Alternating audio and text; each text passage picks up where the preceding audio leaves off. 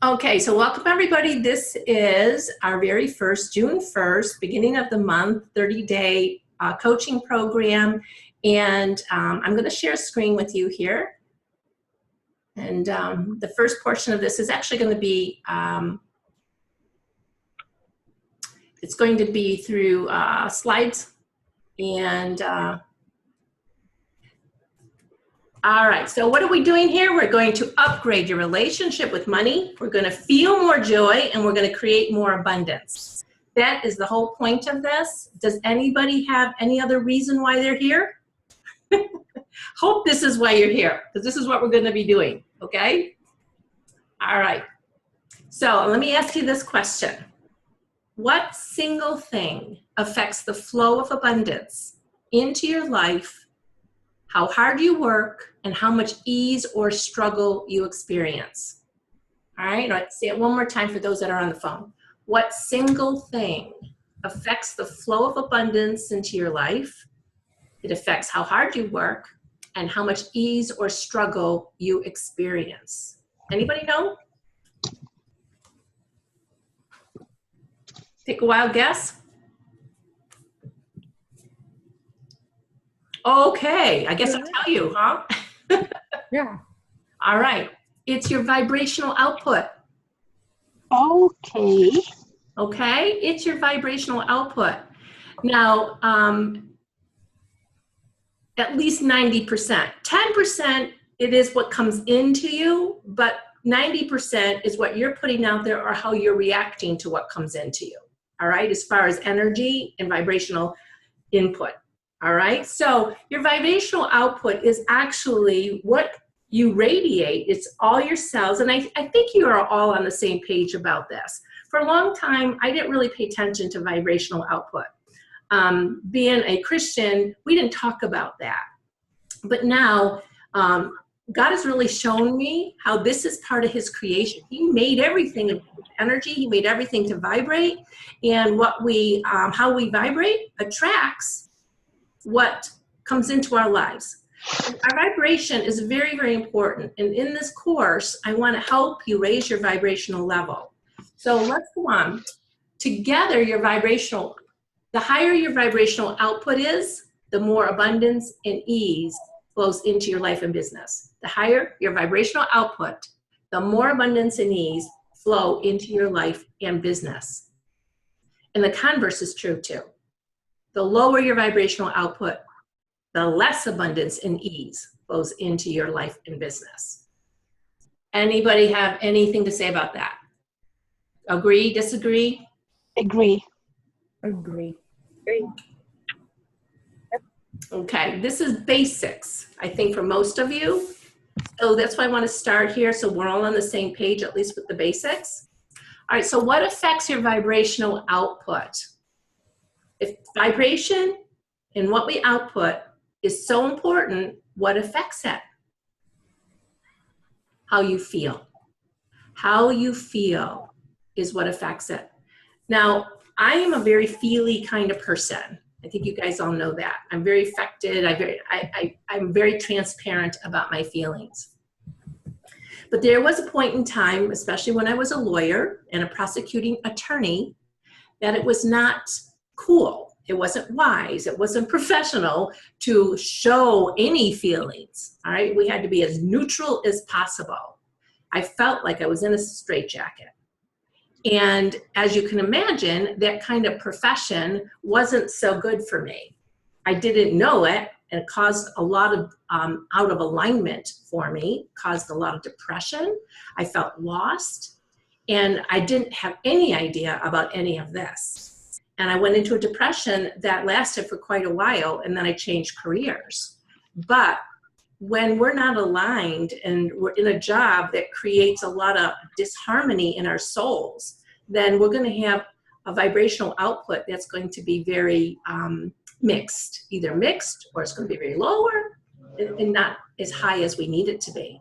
So how you feel and how you feel about yourself, about life, about money, all of that. And so throughout this course, I want you to be really examining and allowing yourself to feel and giving yourself permission to feel and be aware.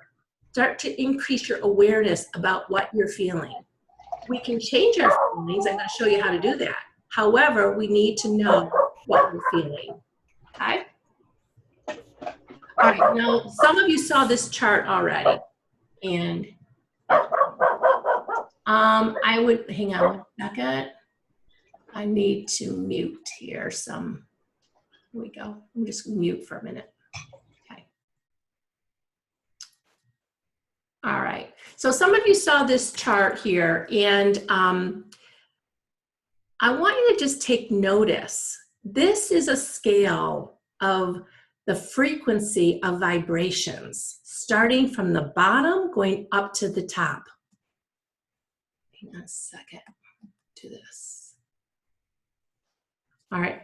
Oh, and Carol, I see you're here. I'm glad to see you're here.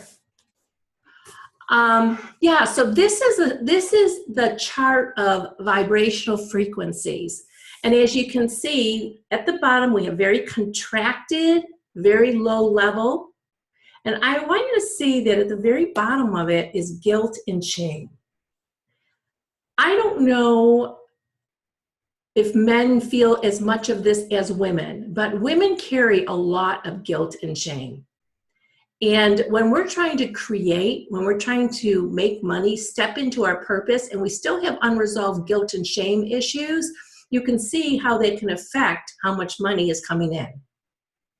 And we're going to be talking a lot about, not a lot, but we're going to address guilt and shame. We're going to try and uncover areas where you have guilt and shame in your life so that we can release you of that, free you of that, and then move you higher and higher and higher up this scale. I want you to also notice something. Love, joy, and peace are at the top of the scale. Remember I told you about how God told me, get back to love? Why? Because I was so far down that scale. I was into shame, guilt. I was into fear. Desire is not the kind of desire, the good kind of desire. That's the desire where you just feel like you need, and nothing's enough. It's a desperate kind of desire. Then there's anger above that and pride. I was feeling all of those things when I had that major meltdown. Remember that? So I had to get back to love so that I could be raised and elevated in my vibrational level, and so that abundance could come back into my life. All right? I think God's pretty smart. I know that's a dumb kind of statement, but God's very smart to get me back to love. Wow, what a strategy, huh? All right, the leading cause of stress. I mentioned this to you in the presentation I did with you guys. The leading cause of stress, according to a survey done by the American Psychological Association, is money. That's what it says, in money. But I know it's not money. You know it's not money. It's how we feel about money. How we feel about money is what determines what and how it comes in. All right, so money doesn't cause us stress. It's only how we feel about money that causes us stress. And how we feel determines what comes in and how it comes in. Okay? Carol, that's a very cute dog you have. He's very sweet. Hello. Darling. I love little dogs. All right, so the primary goal of this class is, I can move this out of the way a little so I can see it. One of the primary goals of this coaching program is to help you feel better about you, money, and I'm also going to say God. Everything I do has got a spiritual bent to it. I'm just wired that way. I have been in so many sectors, in the financial field, the legal field, the business field. I've been in the church environment, homeschooling environments, marketing environments, and I'm telling you that without God in my life, it's very hard to navigate all those things successfully. And when I haven't navigated, if I've drawn away from God, and for a period of time I was an atheist, and it did lead me ultimately to a depression. So God is instrumental, I believe, in helping us create a life of abundance. And the reason I say that is because God is all about love, joy, and peace. And when I say God, it might trigger you, it might cause you to think of different things than the kind of God I'm thinking of, but I do have a personal God. My mind is a personal God. He's also source energy. He's also infinite intelligence. He's also all those things. I believe he created a universe that is friendly to us. So I believe in God. So when I talk about God, you may hear me calling him a he, but I will tell you, I believe that God is a he and a she. I believe it's a combination, and that's why we have male and female, because we were created in his image. And so I don't want to go off on tangents about God, but if you have any issues or questions when I talk about that, I invite you to talk to me about it, all right? Just tell me about it. We can discuss it. This is not meant to get in your way. This is just meant to enhance your power. I want to help you feel more empowered. Okay, good? So, and one other little thing I have to say is that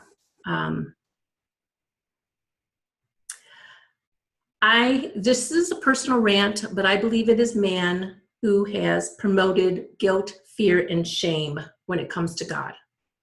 And one of my missions in life is to help people see God as good and not oppressive, abusive, wrathful, any of those negative terms that most people associate with God. And so that's how I will refer to him, is that kind of God. I don't believe that he is a God of guilt, fear, and shame. I believe that it's a man-made perspective. All right, off my soapbox there. All right.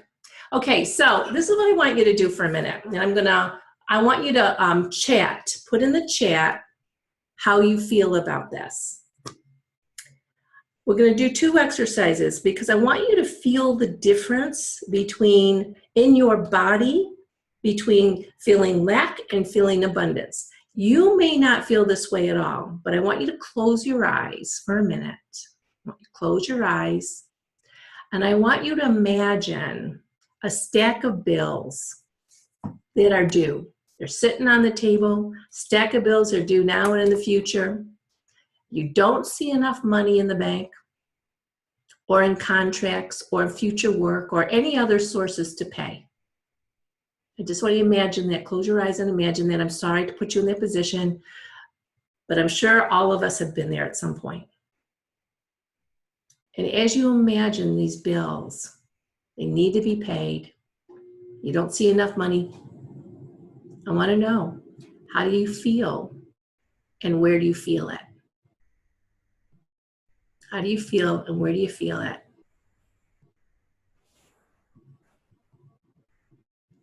All right, I'm going to actually open up the mute here and unmute you all.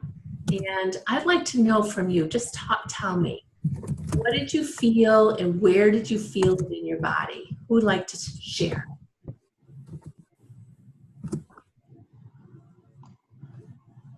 I'm going to call on Kathy. So, I felt fear, and I feel it. And sorry, I'm having like this breathing issue at the moment. But anyway, I have fear, and I feel it in my chest and stomach and my upper arms, really. Okay. Chest, stomach, and upper arms. Okay. Okay, great. Thank you. Thank you, Kathy. Anybody else? I too feel it in my stomach and chest, but I try never to get into that position. Good. If I was in that position, I don't know. I would be a nervous wreck that I'm not able to pay bills. Yes. Yes. And many people are in that position, or at least they feel it sometimes, even if they can. But I'll speak about that in a second. Anybody else want to share? Carol, do you have any? Oh, who is that? That was Lisa. Oh, Lisa, sure. Go ahead, Lisa. Well, I was going to say, not so much fear, but more panic. and in the same places, mainly like the chest and sometimes the stomach. Okay. So does everybody feel like a sense of constriction? Yes. Yes. Yes. Do you remember on that scale that I showed you and how the lower vibrations were constriction? And the upper vibrations are expansion. And I'm doing this because as we go on, I want you to become aware of when you feel that sense of constriction, all right? Because this is a time for tackling that. And maybe you're not in the position of not being able to pay your bills. And thank God for that, okay? I know many people, though, that they pay their bills every single month, but sometimes they feel like they can't, even when they can.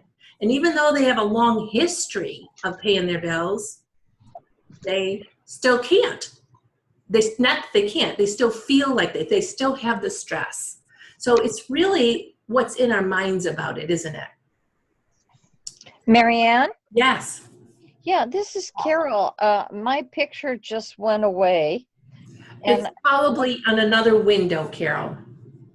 okay. Yeah, sometimes it's underneath some of the other windows you might have open. Well, no, I just put this computer on Mm-hmm.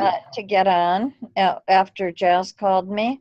And my picture was up here and I thought I could communicate, but now I see a full page of you that's going on and off with a telephone signal, but I have no idea how to get back to where I can communicate with you visually or audio from an audio standpoint.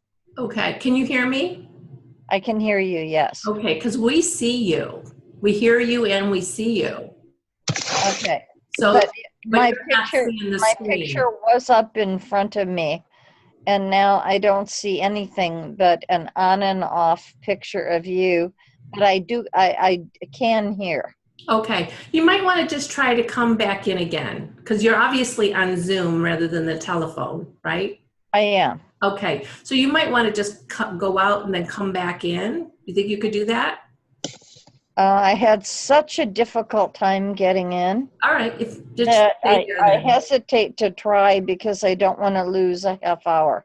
Okay. Okay. Well, just let it go with that. All right. And just try to listen as best you can. How's that? Thank you. Sure. All right. I do have a comment to make though on your as long as you can hear and see me about what you just asked. Okay. I tend to have this weighing the heaviest on my shoulders when I go to sleep at night, even though I do a gratitude list and say prayers of forgiveness for anybody in my life, including myself. I can get to sleep beautifully. But then I wake up at 2 o'clock in the morning having panic attacks over the fact that I've been helping my 77-year-old next door neighbor get moved and all this stuff, and she's threatening to kill herself and everything. And I mean, this is not something that's been weighing lightly with me. And we found her the perfect place and everything's wonderful. So everything is good right now, but I'm having a hard time getting back to myself. I understand that. There was a period of time, a number of years ago, but every night I woke up in the middle of the night and it was related to money. And I would imagine that we were going to lose our house and we were going to end up living in a cardboard box under a bridge. Exactly. I hear you loud and clear because Yes. she is 10 years older than me. Mm-hmm. She pictured herself in that situation. And obviously we never had that happen. And it really is about training our minds. And so sometimes waking up in the middle of the night, and I don't want to really go off on that tangent right now, Carol, but I want to address that about waking up in the night, in a later call. because I think that it's a very common thing. I don't know, maybe all of you, and if that's the case, then I'll talk to Carol separately, but waking up in the night is very typical for a lot of women. And just let me ask you, do any of you ever have that issue of waking up in the night with worries? Yes. Yes. Okay.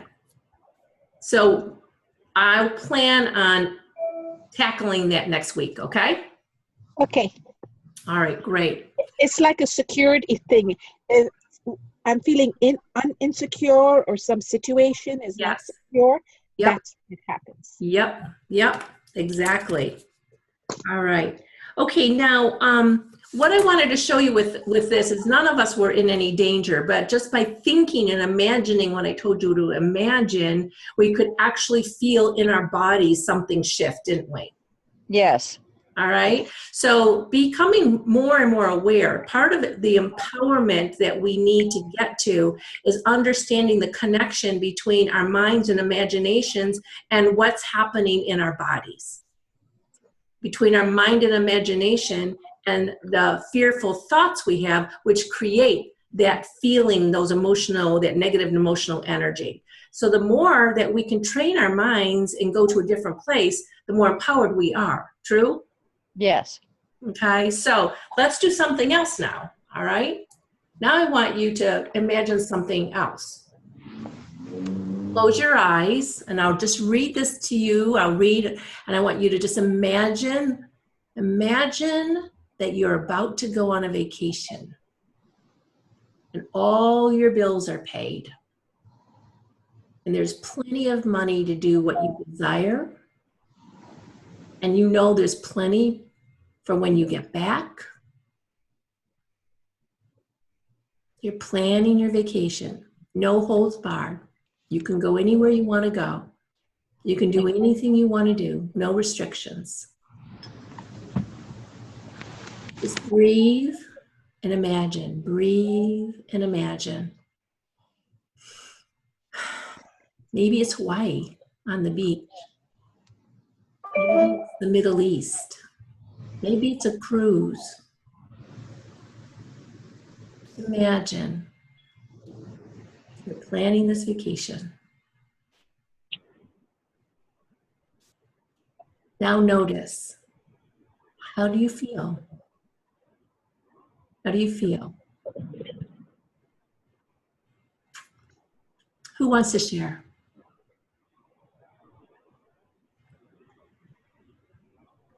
It's Carol. I had a hard time with this one because I live on the 8th floor in a high rise in LA overlooking Wilshire Boulevard, and our two big swimming pools in our complex Mm-hmm. on one part of my apartment, and on the other part of the apartment I see our theater, our running track, our what do you call it, the fountains and jacaranda trees in full bloom right now. Mm. I had a hard time at imagining, because I have traveled much of the world, and it's very difficult for me to think of being anywhere that could be more perfect from a quote unquote vacation standpoint than where I am. Well, So then that's your abundance, isn't it? Yeah, I thought of it as a staycation. Awesome. Good. Then you can just, you don't even have to do much imagining. You just have to just think about where you are, and you can get to that state, can't you, Carol? Yeah, but I was working hard on thinking of where I would rather go if I was going to take a vacation, Mm-hmm. and that presented a challenge to me. But Okay, good. Thank you. Thanks for sharing. And what I would say for you, then all you need to do is just close your eyes and just get into a state of appreciation for where you are, just to get in touch with the emotions of it on a grander scale. So thank you. awesome. Sure. Lisa, Good how point. about you? Lisa, Yes. how about you? Okay, so I felt I would say a joy and kind of a lightness, lighter feeling, but And where were you planning your vacation? in no me, yeah. Where were you planning your vacation? Well, I want to go to a big home on the central coast of California where I can have my whole family there with me. So I was looking at the Pacific Ocean. Lovely, lovely. So you felt a lightness and a joy, right? Right. Okay. Yes. And how did it feel in your body? Relax. Relaxed. Okay. So it didn't have the same constriction and panic, right? Absolutely not. Okay, cool. Yes. Jasmine, how about you? Well, interestingly, I was talking about this earlier this evening. An island, Tahiti, somewhere, just calm, listening to the waves, relaxed. That's where I would feel good. Mm-hmm. So nothing in your stomach feeling constricted. No, I still do. So I'm thinking I'm sabotaging myself somewhere. Got to clear that. Okay, that's good to know. I'll make a note of that. All right. Okay, Kathy, do you want to say anything? Sure. When my nieces and nephews were younger, we used to go to a place called Kona Village, and the whole family would go. It was it's just north of the airport in Kona on the Big Island. I've been there. There was no TVs, no phones, and it was so relaxing and so wonderful just being there. And it was a really, really joyful place. So what were you feeling in your body? Happy, expansive, joyful, relaxed, at peace. Yeah. So it's really interesting. Isn't it interesting how we can actually be in two different states of mind and experience just by thinking different thoughts? Yes. Do you guys think that when you get to a point of some stress that you could stop and allow yourself to imagine something that would make your heart feel joyful? Sounds great. Mm-hmm. Yeah. Okay, I want you to think about practicing this as time goes on, okay? There's more to this than that, but just that one little tweak, you can make a little bit of a tweak in your life and shift your vibrational energy just by imagining something different, okay? Most of the time we are not aware of what we are imagining and what's racing through our minds. So even with, Jasmine, what I'm thinking is that even though you had this relaxing frame of mind, there's some underlying program that's still going on for you that doesn't allow you to just fully relax into it, right? Yes, right. Yeah, so that's what we're gonna tackle as time goes on. I want us to get to what is at the bottom of our financial concerns. And typically, here's just the little dirty secret, it's about our worth. It's about our value and our worth. And we're going to explore more of that. So I wanted you to just kind of have that in the back of your mind, to be thinking a little bit about, what do I really believe about my value, my worth that's affecting what I feel I deserve, what I should get in life, what I'm going to get in life, etc. Okay? All right, so learning how to raise your vibration is going to be your most important skill.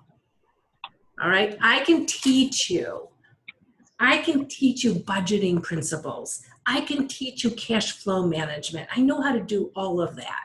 I can teach you about investments. I was a financial planner, corporate advisor in finances. I know all that stuff, but I'm going to tell you, it is not as important as you learning how to raise your vibration and then operating from that perspective, from that place. Okay? Okay. So how do we do this? How do we raise our vibration? All right. This is the whole thing. Get back to, it's very simple, but it's not. You got to get back to love because love is a very high vibration. You got to get out of fear because that's a very low vibration, and then staying in love. Get back to love, get out of fear, stay in love. All right? 3 things. Keep it simple. Whenever you're starting to feel stressed about money, get back to love, get out of fear, stay in love. All right? So, how do we do this? All right? Okay? And this is the thing. I gave you all a sheet, a worksheet. Maybe you downloaded it. Hopefully you did. Maybe you didn't have time for it. But this is to help you. I gave you a worksheet so that you could fill in these blanks and then you don't have to take notes now. All right? Is there anybody who did not get a worksheet? I did not. Carol. Did not. Okay. You will. The first message I received from you was from Jasmine via phone just after this seminar started. Now, did you not get any emails today, Carol? I did not. You have not gotten any emails. All right, let me see. And you have AOL, is that it? That could be the problem. It could be. But honey, we don't have to deal with this right now and take up other people's times. Yeah. What I'd like you to do. I could give you another address. And Carol, also, always check the Facebook groups because I have information in there too. Thank you. Okay. All right, so let me get this out of the way here. All right. These are just 7 steps that I just want you to have, and we're not going to go over them in depth today, but this is the general format of getting back to love, getting out of fear, and staying in love. I'm going to talk about them briefly now, and because I do want to get into some actual one-on-one coaching here with a couple of you. The very first thing you have to do is to acknowledge, accept, and label any accumulated fear, anger, and negativity and journal it. I'm a big journaler, so if you guys can get a journal and really start taking some notes about this, start understanding what you're going through, what you're feeling. What they discovered is, and this is through scientific brain research from Harvard. Harvard research has done this. When you label any negative feelings that you have, rather than just let it swirl around in your mind and your heart and your body, it diffuses it. The very act of labeling your emotions, your negativity. Now, many of us are very positive people, right? Marianne, does this mean that you should label it or should not label it? You should label it. You should? Yes. Okay. You should label it. In this class, I want to give you permission to acknowledge your fears, acknowledge your anger, your negativity, and accept yourself with it. Next week, I'm going to go over more about tapping and how to release some of this negativity. But I want you to get into the habit of allowing yourself, accepting yourself, with your negative feelings and emotions, your negative thoughts and emotions, okay? Now, this goes against our grain. For those of us who are used to being positive, we like to be positive. It goes against our grain. We don't like looking at any negativity. We feel bad if we're looking at our negativity. We feel wrong. We judge ourselves. And I'm going to tell you, all it does is bury it and give it more potency. It does not help. Wow. They've done studies about this. It does not help. It is like when you take affirmations and you have not acknowledged your negativity first, you are like taking a pile of poop, putting it in a pretty little box and wrapping it up and putting a bow on it. That's what it does. Right? So let me. Marianne? Yeah. It's Lisa.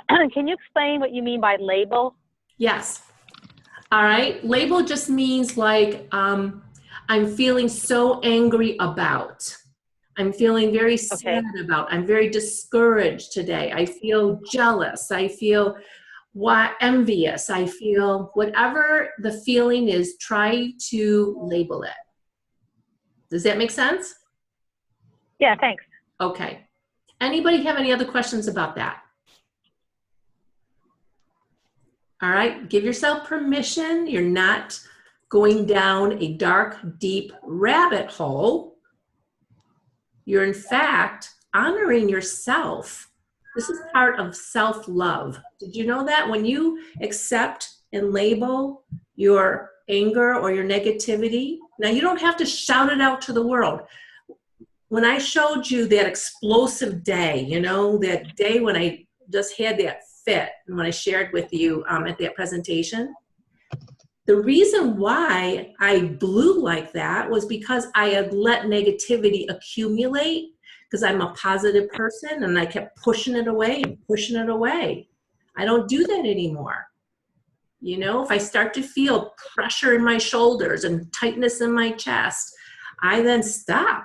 I go and I start journaling my negative feelings. I actually journal it to God. I say, "Dear God, I am feeling like crap."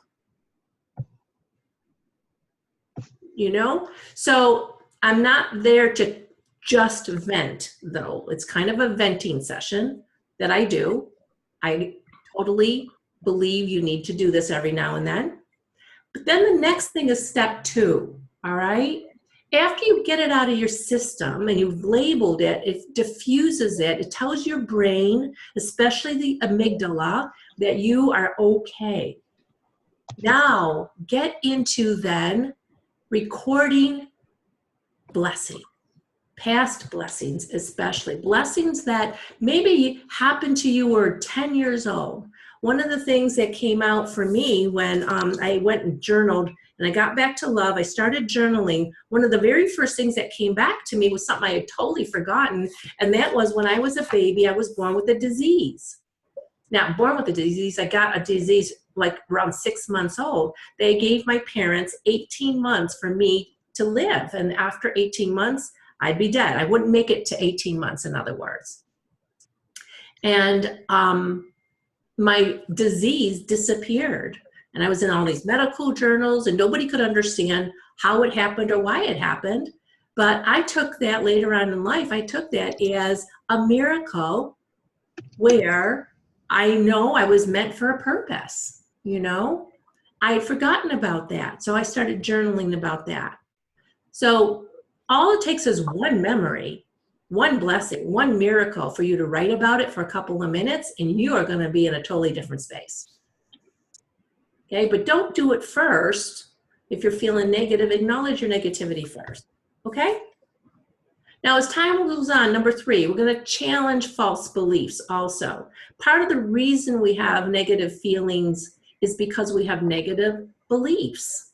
All right, there's some false beliefs about who we are that drive our thoughts, that drive our feelings and our emotions, that drive our actions, and then the results we get in life.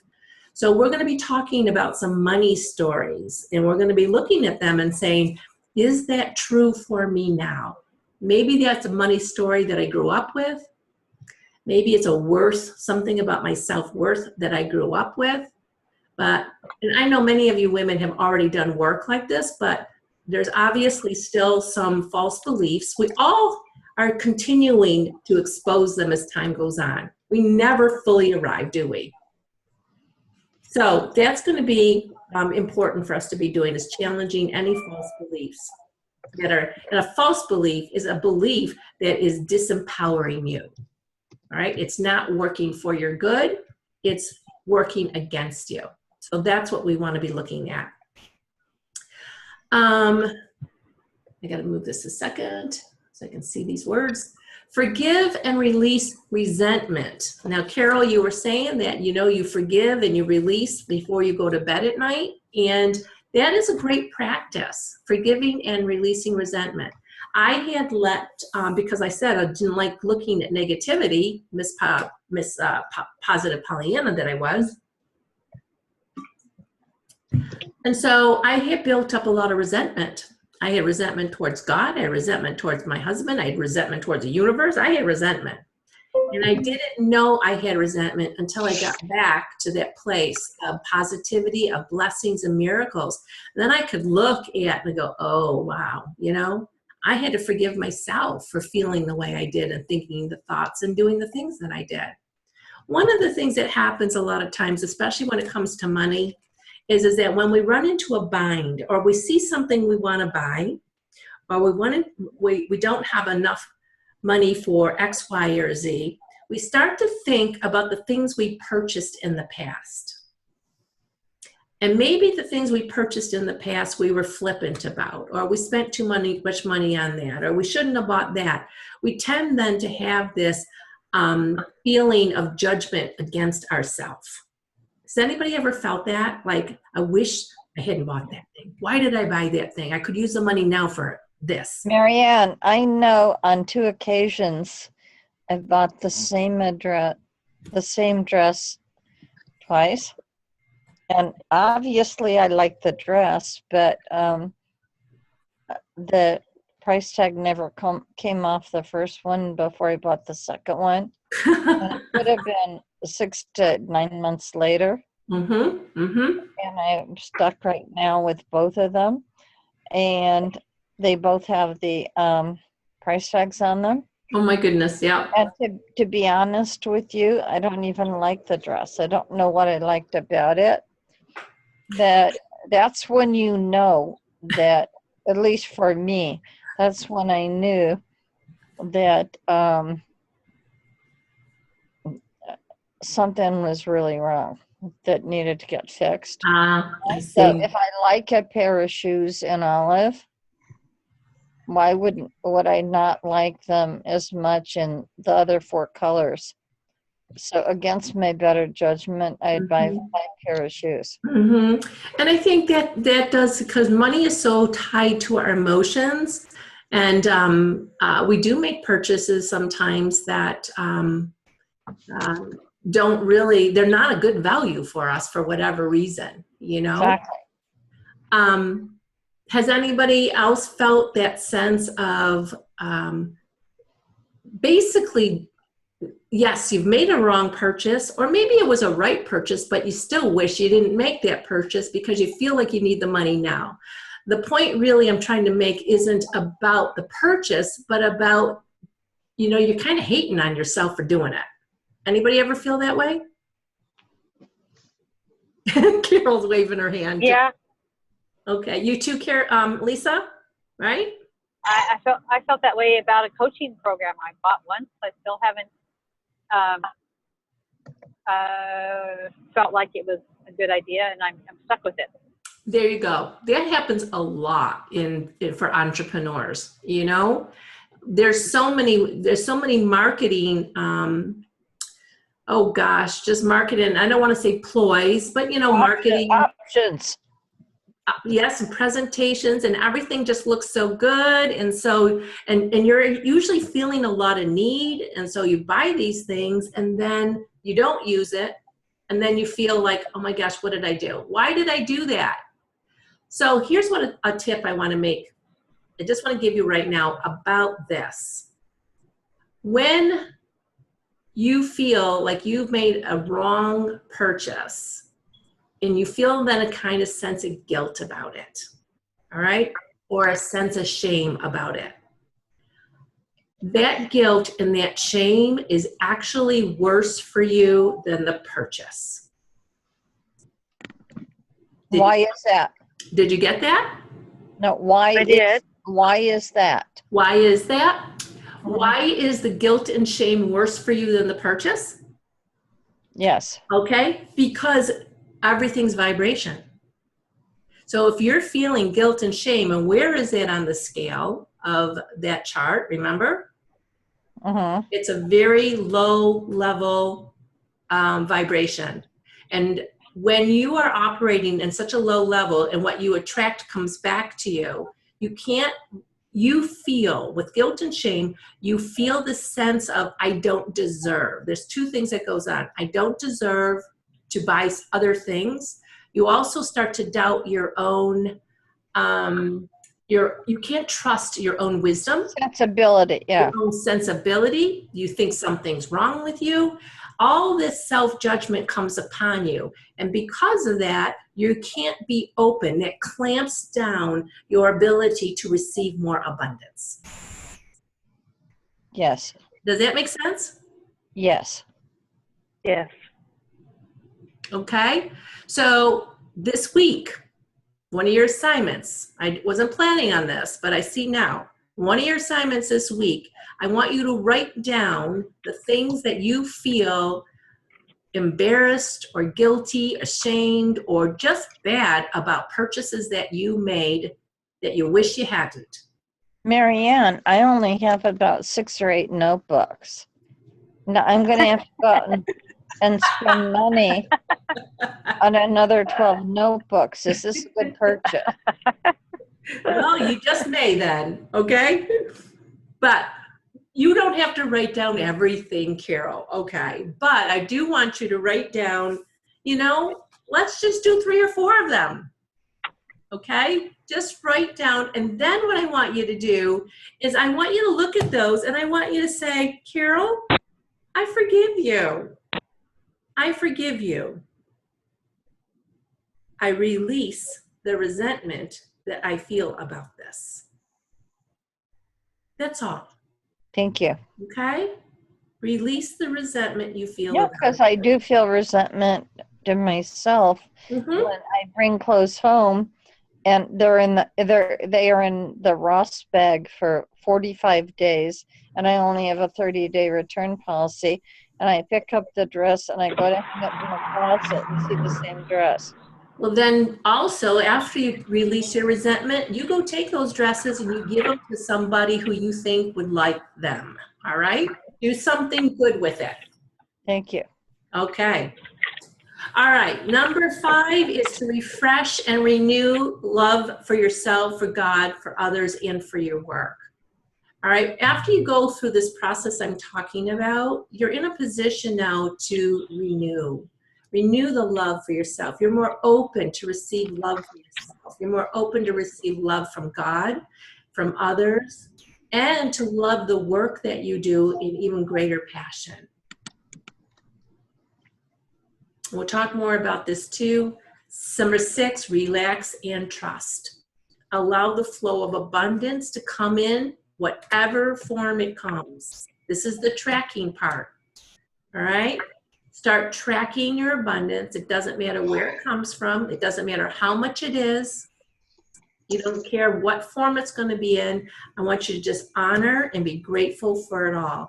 And how you feel about that, if you just kind of go, oh, there it is, you write it down and you go on and do something else, and you never take a moment to appreciate, to celebrate that, then you're just restricting abundance in your life. Okay? It's all about helping you to raise up on that scale, and this is part of the way we do it. Does that make sense? Yes. Okay. And the last one is that continue to clear negative emotions as you need to, and we do that a lot of times through the journaling, through the tapping. I did demonstrate for you guys tapping, didn't I? Okay. Yes. All righty. Any questions on this? No. Okay. All right. No, but if anybody wants to go on a staycation in LA You have a lovely place.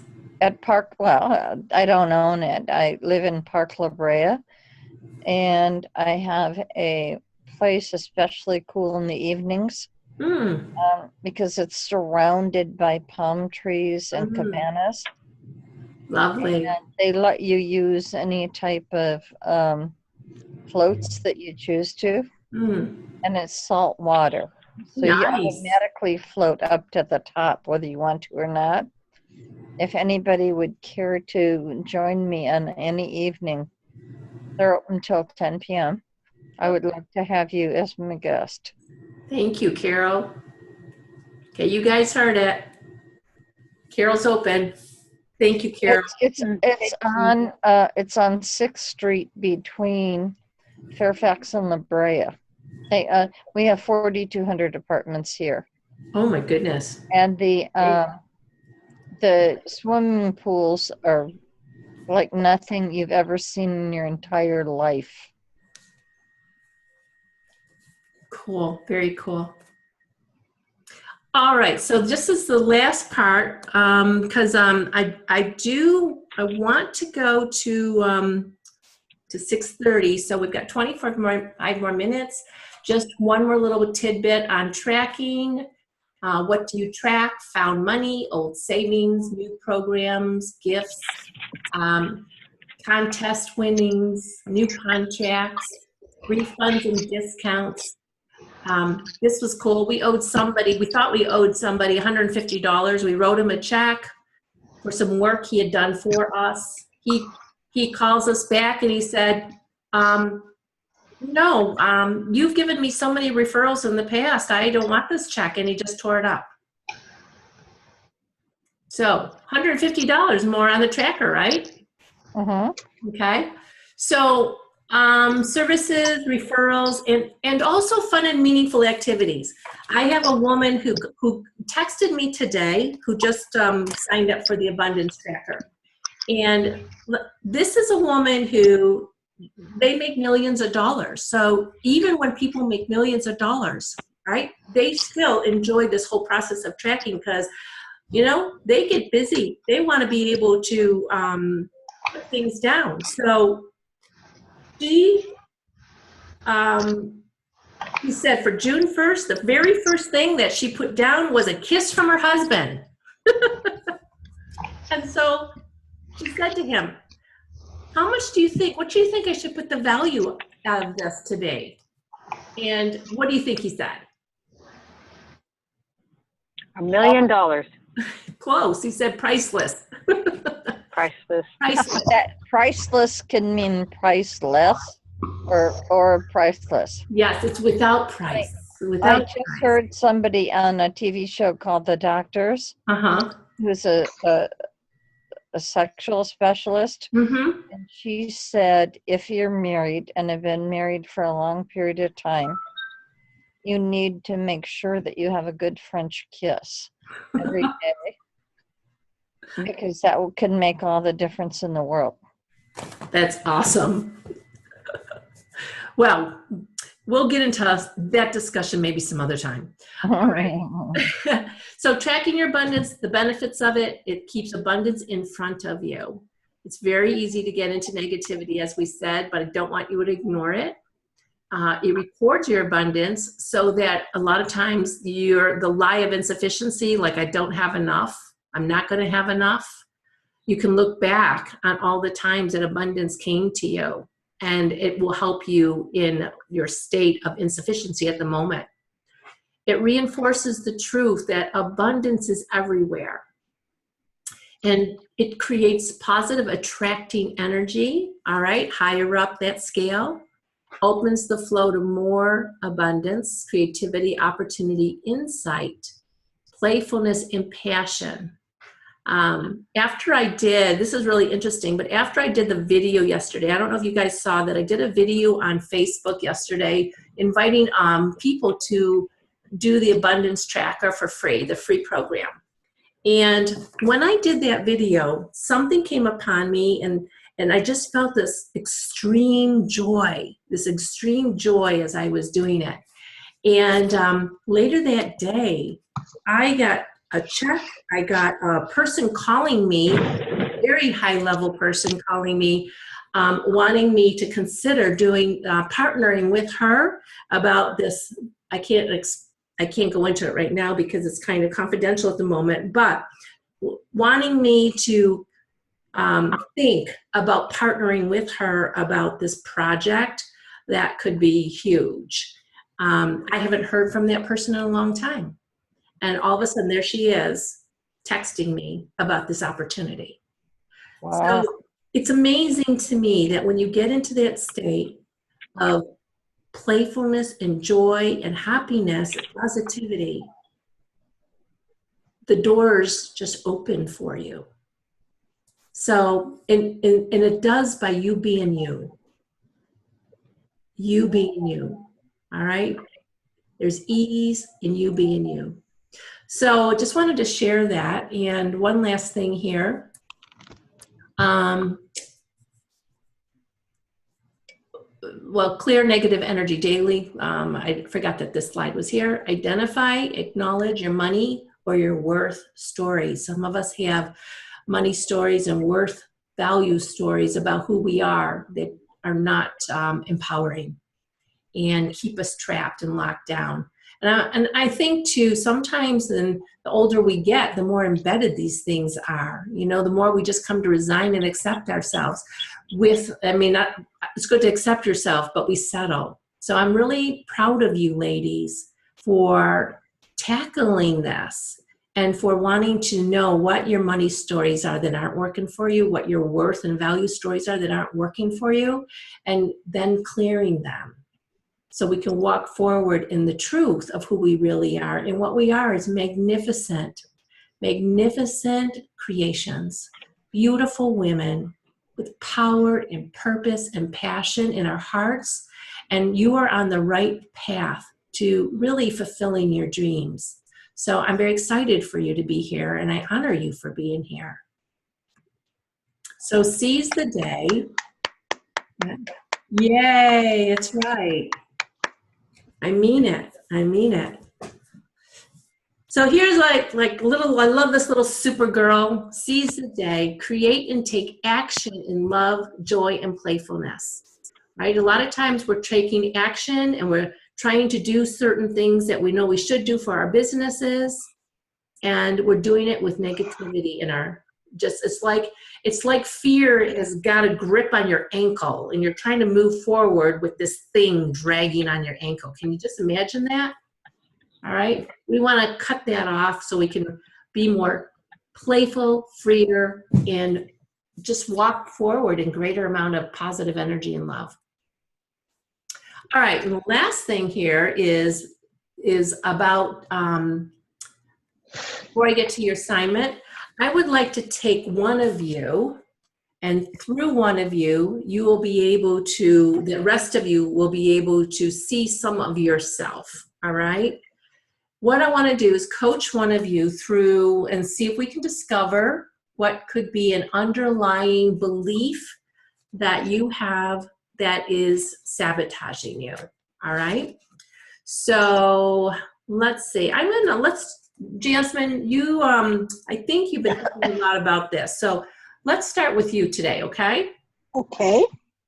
So do you remember at the talk that I gave, how people stood up front and then they linked arms, and we talked about how your beliefs, your thoughts, your feelings, and your actions produce your results? Do you remember that? Kind of. Okay. Well, just as a reminder, look at this chart here, okay? We start at the results that you are trying to get. You know, it could be a monetary, something you're trying to pay for, something you want to do. Could be writing a book. It could be anything, but you're looking to have a certain result. And I want to talk about something that's a result in your life that you're frustrated and you can't seem to make this thing happen. Okay. Well, I want to feel free. It's like a little something sitting on my shoulder saying, you can do this, you can do that. Maybe it's way back upbringing, whatever. And I want to feel free. And, you know, what you've described earlier on. Okay, so let's start first though, before what you want to feel, and we're going to talk more about where you've seen this like show up. Is there anything that you've tried to accomplish lately that you have felt frustrated about?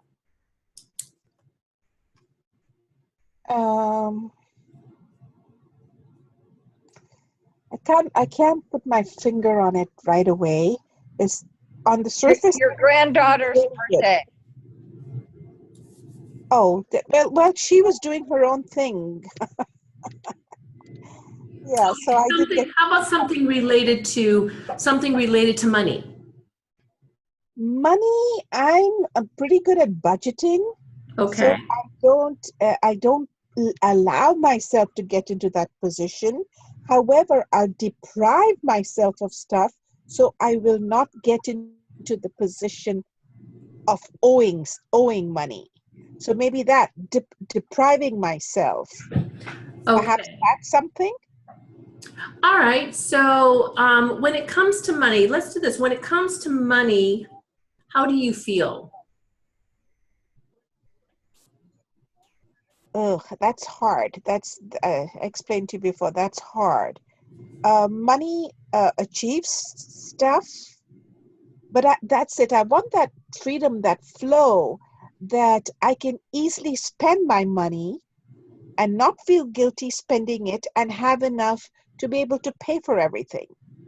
All And right. So do you yeah. do you actually have enough money to pay for your bills? Yes, I do, because I said I deprive myself Okay. of whatever I really Because she gives all her money away. Okay. All right, Jasmine. So you've got somebody who knows you. So She knows me, let yes. me go down. Let me go down the list of things. Okay. So you Okay. have enough money to pay your bills, and that's Yes. obviously important to you. All right. End of the day, very important. Very Yes. important, because that is a sense of security for you. And my father instilled that into me. Okay.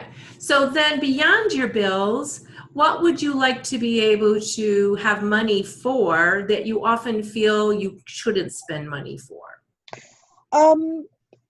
On myself, if I like something, go out and buy it, so quality of life is more comfortable. Okay. And do you feel guilty if you do?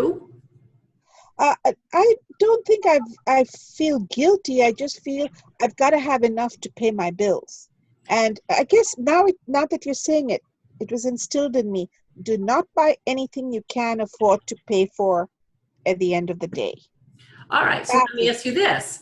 Mhm. Do you have surplus money to buy things with? As I said, because I deprive myself of the minimum pleasures, so I'll have the money. But if I was living a good, uh, life, free flowing, I wouldn't.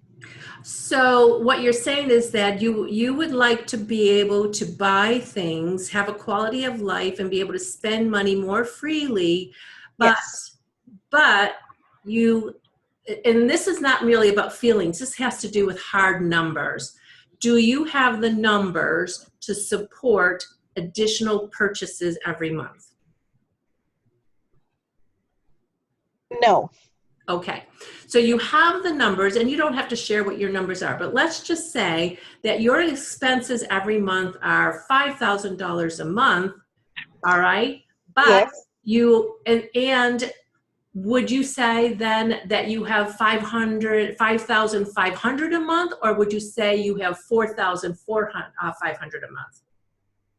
I would say I have 3,500 a month. All right, so you're telling me your expenses are 5,000, but you only have 3,500. Is that correct? Right. And therefore, I won't allow my expenses to go beyond a certain point. You see? Well, what you're telling me from that is that you have a $1,500 deficit every month. Correct. So with a $1,500 deficit every month, then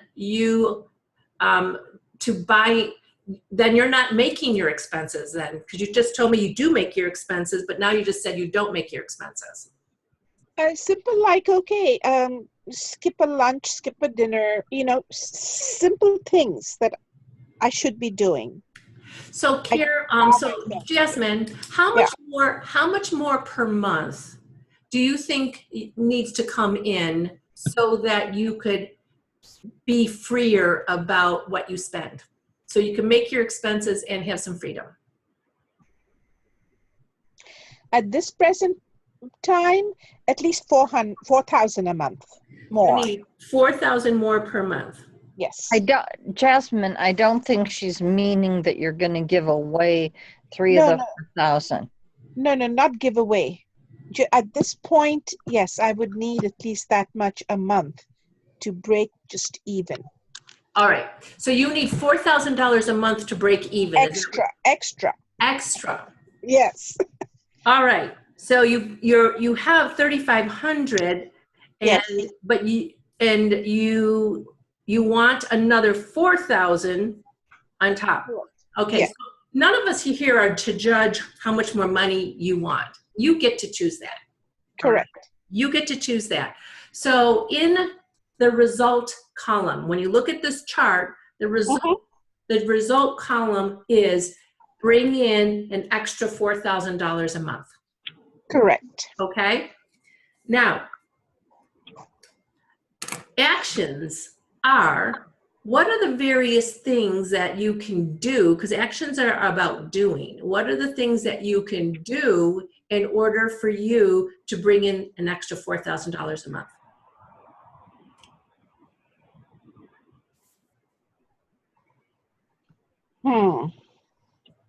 I draw a blank.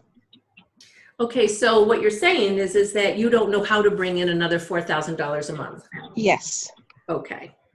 Marianne, Yes. I'm so sorry, but she's my partner in this situation, and I need to share something with you. I took okay with her? With her and everybody. Is it okay with Jasmine? Okay. Okay. I took her to a place, and they did a complete makeover on her. Mm-hmm. And she went from a 6 to a 12. What, a 6 to a 12 in what? You know, she doesn't buy makeup. She doesn't. Oh, I see. On a scale of 6, of herself she, to make herself she zoomed pretty. up to a 12. But she looked like such a knockout that when we were leaving the premises downtown, every man there like took a triple take on her. Well, it must have felt good, Jasmine. Thank you for saying that, Carol, but even that I blocked out, okay? Okay, but I said to her, you should think of considering spending a few bucks on some makeup. And we took, her friend and I took pictures of her, and we thought that this might be a way she might consider putting her best self out there. Well, here's the thing. When, at a very practical level, if $3,500 is what a person is bringing in and their expenses are much higher than that, and so the only way to seem to get those things, those extra things, is to go into debt, and then they have this paradigm, I can't go into debt because then I can't, my expenses don't even cover my expenses now. That is wisdom, all right? So going into debt is not going to be the action she should take in order for her friend and I would have each given her $40 to buy the best of the best of makeup to keep her looking like that. And she chose not to do it. Okay, so then that suggests something else then, doesn't it? All right, but let me just first address the debt issue. The debt issue is not going to be helpful, you know, because it's consumer debt. And what we want is to have debt that is associated. There's good kind of debt and there's a bad kind of debt. You know, consumer debt is not a good debt. So you're right about that, Jasmine, all right? But here's the other thing. What I have learned is that things don't just come to us through our blood, sweat, and tears, through our earning it. Money can come from us, or abundance can come to us through all kinds of ways. So if one of your desires, is to have, like, upgrade your clothing or your makeup or your things that you want to have fun in doing, right? Yes. Then your actions can be as simple as inviting abundance in, inviting gifts. Exactly. Okay? That's why I'm here. Yes. Just inviting it in. Now, what can sabotage it is the feeling. So the feeling of guilt, the feeling of restriction, the feeling of really unworthiness in a lot of ways, or even fear. Like, if I spend money on that, or I receive that gift, or I ask for that thing, I feel bad. So the question then is, what? Why do you feel bad? Why do you feel bad? And this is going to give you your thoughts, which will lead us to your beliefs. Okay. Why do you feel bad in accepting gifts from people? Okay, Carol just said to you that they gave you money to buy makeup. What did you feel about that? I didn't want to feel indebted. At the same same time, it was their money to spend on themselves. Oh, That's what I it's a said. very good thing you just said. Keep going. Mm-hmm. Those are the two reasons. All right, so on one hand, you didn't want to take the money because then you didn't want to feel indebted. Right. And then the other one is what? It was their money to spend on themselves. And And would I you have guess felt guilty taking it from them? right. And I was comfortable going, I'm still comfortable going without makeup and stuff like that. So Okay. my mindset, I felt I'm okay without this. Mm-hmm. And that's money they can spend on themselves. Okay. So let's talk about the whole concept of gifts. She did not feel worthy of looking that phenomenal, that when she was walking out, everybody was looking at her going, wow. Mm-hmm. Mm-hmm. Yes. But if Okay. she didn't choose to put the money down herself, it would have been put down for her. Mm-hmm. And she said, no, thank you. So, Jasmine, let's talk for a second, because feeling indebted, feeling guilty, and feeling unworthy are different things. Okay. And I think this is instructive for everybody here, because feeling indebted is that feeling like I owe people something, right? I don't want to have to owe people. So let me ask you this. What would happen if you were indebted to Carol or your other friend? What would happen? What do you think would happen if you were indebted? I would then extend something in a different way that would be more than what I got from them. Okay, so you would have, in your mind, you have to kind Wait of a second. I'm sorry to talk. Carol, I actually want you to hold on to your thoughts. She takes me to the theater. Yes, Carol, I want you to hold on to your once a month. I want you to hold on to your thoughts a minute, Carol, okay?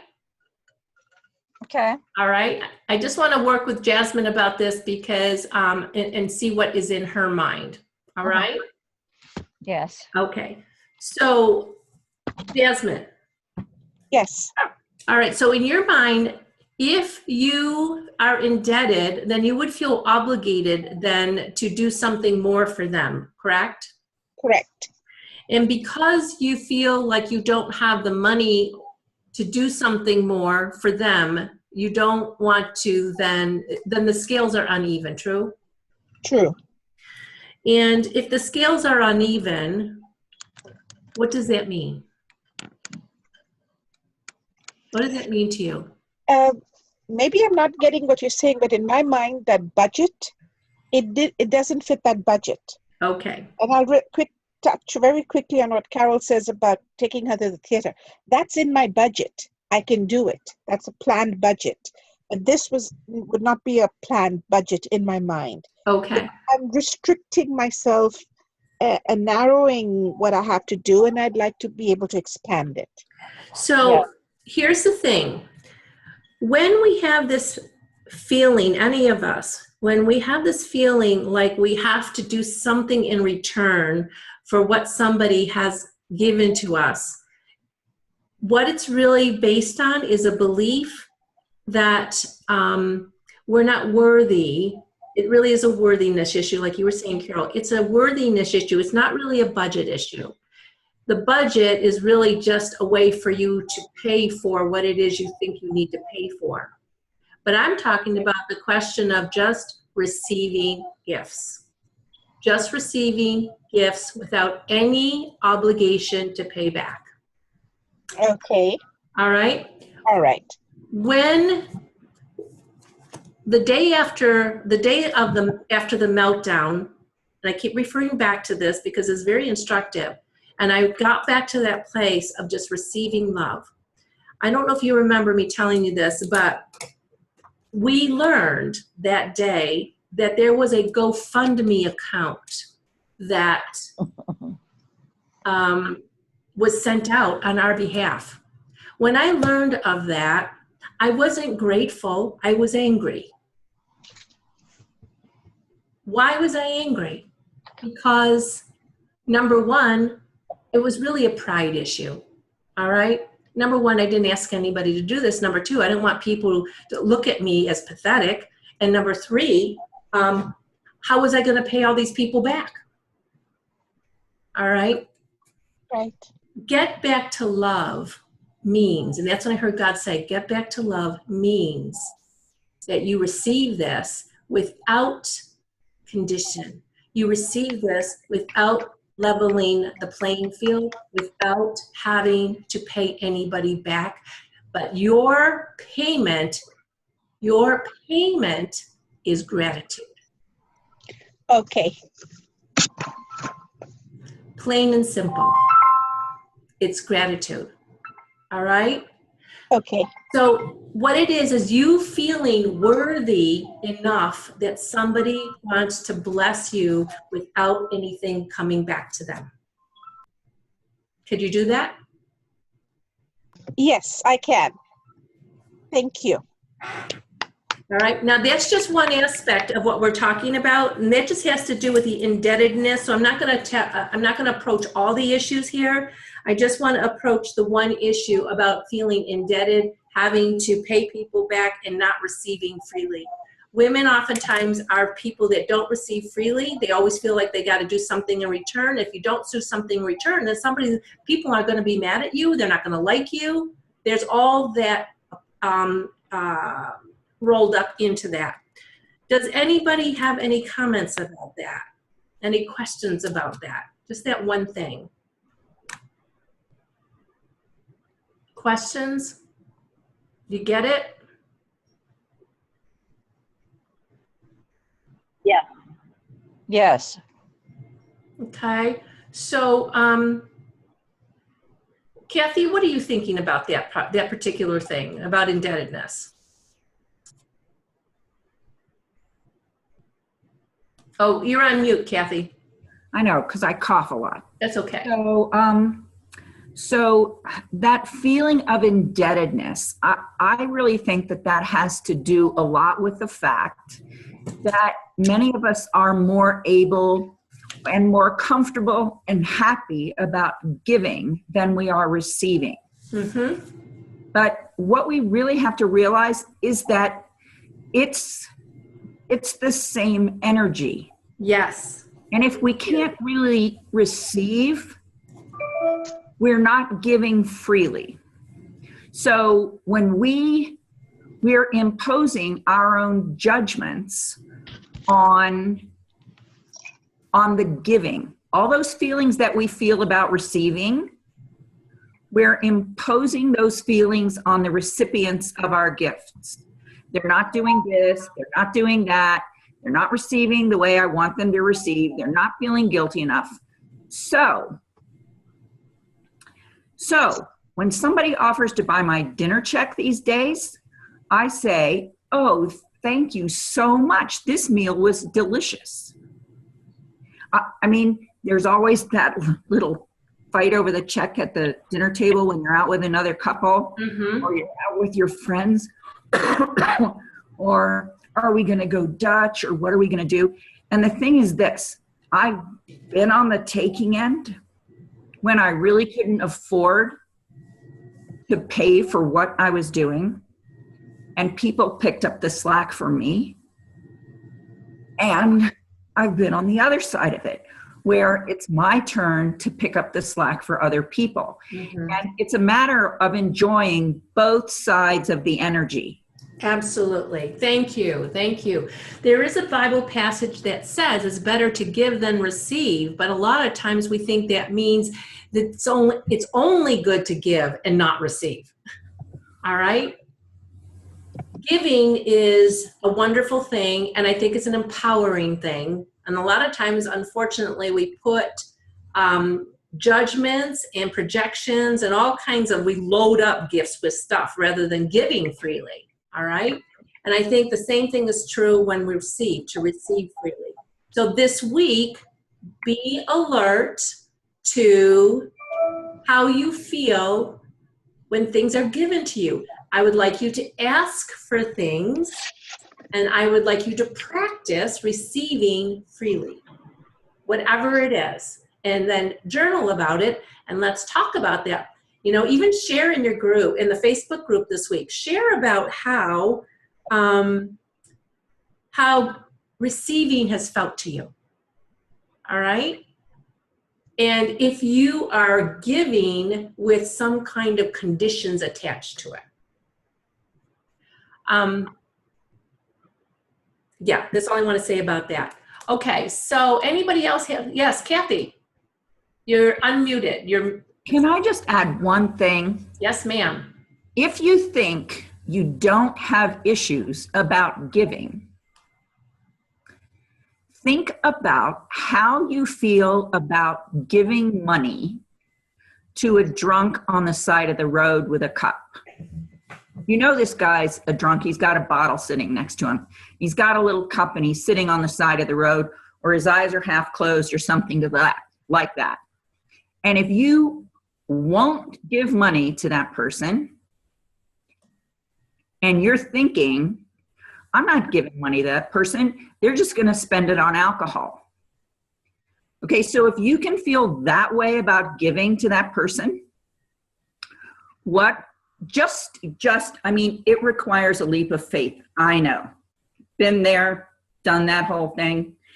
It really requires a leap of faith for you to say, okay, what are the strings that I'm putting on this gift that I think is just completely generous?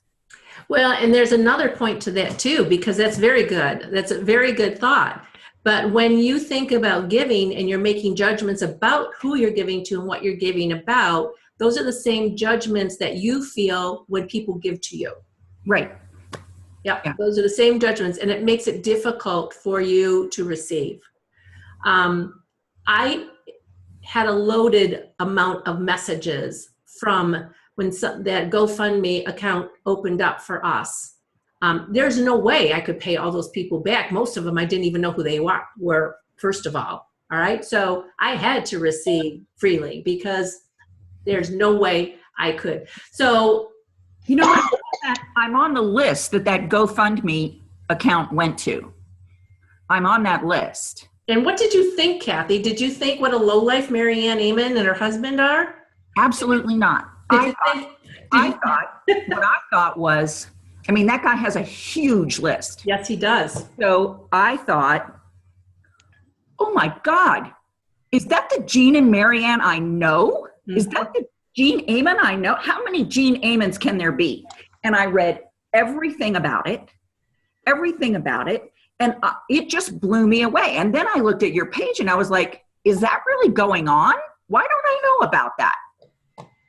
Why don't I know any of this? And so, no, none of that idea, nothing about that idea went through my mind of the things that you're thinking.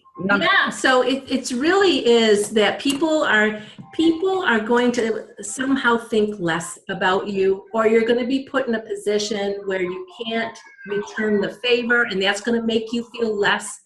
So all of it relates really to how you feel about yourself. How you feel about yourself. So I want you to just take notice of that. And I just looked at the time, and we're going a little over here. So let's look at your assignment for the week. I want you, and really, this is 30 days. Let's take 30 days to really devote to a heart and mind about these things. Track daily and notice how you feel when you're tracking. I want you to ask God to enlighten your heart. Enlighten your heart. Journal about your money stories. When you think of your money stories, and when I say money stories, what I mean is that you grew up with certain ideas about money. It's already programmed in you. You grew up with certain ideas about money. So what comes up for you? Write about it, journal about it. What do you feel guilty, embarrassed, or resentful about? All right, those are all low vibrational energy that is going to restrict your flow of abundance if we don't do something with it. And where have you seen blessings and miracles in your life? All right, so you can do all of these things every day. You can do one of these things a day, all right, except for track. You gotta track every day, okay? So, And Dee, I see you've come. So there is going to be a there's going to be a replay I will send, and in the Facebook group there'll be a replay link. It'll be in the membership site. I'm not sure who Trish is. Hi, Hi. Mary Ann. It's Trish Ellis. I used to be in the Craig Duswalt Mastermind with you. Oh, did you just join? This is not the well, I want to talk. Yeah, you finish and then I can chat with you after. Yeah, that sounds good. Thank you. All right. So does anybody have any last things? I want to hear a takeaway from each of you before we get off. Okay. So let's start with let's see here. I'm going to unshare my screen. Stop share. Get everybody on here. Okay. Jasmine, what's a takeaway for you? I got to stop feeling uncomfortable. You're feeling uncomfortable? Yes. Is that okay? I'm thinking it's okay. It's good. Okay, good. Okay. All right. Yeah, sometimes it happens. We're digging a little below the surface here, hon. Yeah. Just to let you know, I sent Dee my invitation. That's how she just got on. Oh, okay. Thank you. Carol too. So both of them didn't get your emails. So. Okay. Okay. All right. I'll have to check on that later. Carol, Okay. what's a takeaway for you? Well, I did not get the information either, which is why Jasmine had to contact me. However, my takeaway is that I have to be more kind to myself. You what? And I have to honor myself first before I can begin to do all this help I've been doing with my neighbor and my friends, because it's been ripping my heart out, Mm-hmm. allowing me any opportunity to move forward. And as of tonight, I'm going to change that. Okay. And I would journal about how you're feeling about all of that. Okay. Thank you. Yes. Kathy, how about you? I love the assignment. I love the different reminders of introspection. I think that they're going to be really eye-opening and I hope heart-opening. Good. Okay. Thank you, Kathy. Thanks for your contributions. Lisa. I am going to really think about when I was a kid, what I heard about money, because there were four kids in the family. My dad was working, and we never seemed to have enough money. So I'm going to give that a lot of thought and see what I've internalized over those years. Okay, perfect. Very good. Okay. I don't know when you came on, Trish, but did you have anything that you wanted to share about a takeaway here? Hang on a second. Sorry, I was having a hard time unmuting. There you go. Yeah, I just caught maybe the last, I think, 20 minutes or so. I listened to your audio that was sent. I signed up for your little offer on Facebook today. Mm-hmm. And it just resonated with my heart so much. It's funny because I've done so much work around money, and I actually used to teach a course very similar to yours. Mm-hmm. And it's funny how we can slip back into our old habits. Oh, tell me about it. And just ironically, I've probably never been in a bigger money funk. And it's not that my finances are the worst they've ever been. It's just I have so much fear surrounding it. So I loved your audio, and I just wanted to commend you. You wrote that so beautifully, and you spoke it from your heart. And I think the more people that can listen to that, the better. It was beautiful. Are you talking about the audio that was on the website or the video on the Facebook page? I think it was an audio that was sent to me. It was like about 20 Yes. some minutes. Yes. Oh, thank you. Thank you. Yeah, I really enjoyed that. I feel very passionate about this. And like you, I've done years and years of work on money issues. Years.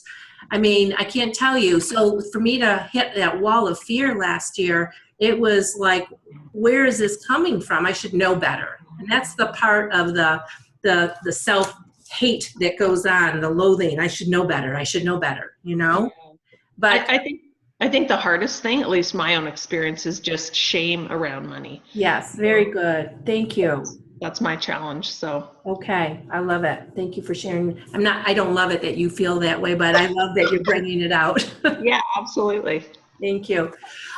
Dee, did you want to say anything? I don't know how long you were here, but do you have something, a takeaway? She's muted. Okay, Dee, I unmuted you. Do you have a takeaway? Okay, maybe she's not there. Okay, all right. Well, listen, thank you everybody for showing up. Same time, 5 o'clock next Thursday. All right, and we're going to talk It's been more. great. It's been that? great. Thank you. Thank you. We'll Thanks. talk more about money stories. Okay. Thanks, Marianne. Take Love care. you all. Thank you for coming. Mwah. Mwah. Bye-bye. Bye-bye. Bye.